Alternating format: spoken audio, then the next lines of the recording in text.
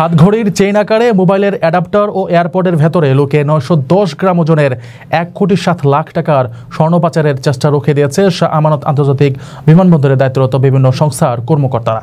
সোমবার সকাল 7:30টায় শারজাহ থেকে এয়ার আরাবিয়ার ফ্লাইটে শাহ আমানত বিমানবন্দরে আসা মোহাম্মদ মকসুদ আহমেদের ব্যাগেজে এসব স্বর্ণ পাওয়া যায়। তিনি সাতকানিয়ার আব্দুল খালেকের ছেলে।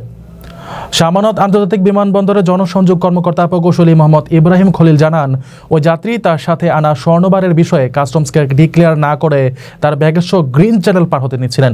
এ সময় আচরণ সন্দেহজনক হওয়ায় কাস্টমস প্রতিনিধি, বিমানবন্দর অ্যাপসেক, বিমান বাহিনী টাস্কফোর্স এবং এনএসআই প্রতিনিধি ব্যাগেজ তল্লাশি করে।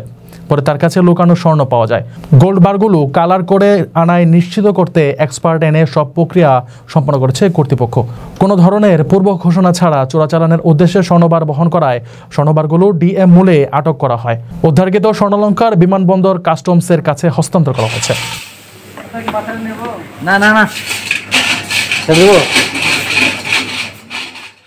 আপনার স্বপ্নগুলো আকাশ ছুবে প্রবাসীর হেলিকপ্টারের মাধ্যমে। বিয়ে, জন্মদিন অথবা যে কোনো বিশেষ প্রয়োজনে হেলিকপ্টার ভাড়া করতে যোগাযোগ করুন স্ক্রিনে দেয়া নাম্বারে। প্রবাসীর হেলিকপ্টার, নিরাপদ ও সাশ্রয়ী বাহনের বিশ্বস্ত নাম।